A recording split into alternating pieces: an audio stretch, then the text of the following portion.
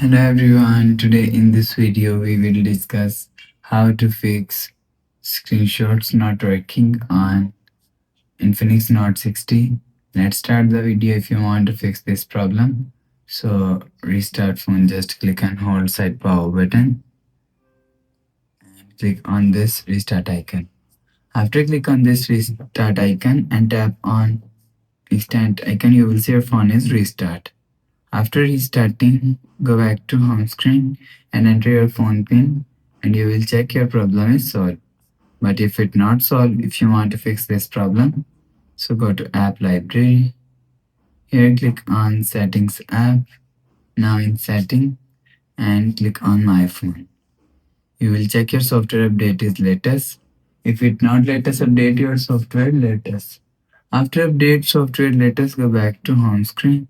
You will see your problem is solved. But if it doesn't fix this problem, so last option is reset all settings. Click on settings app, scroll down to and click on system.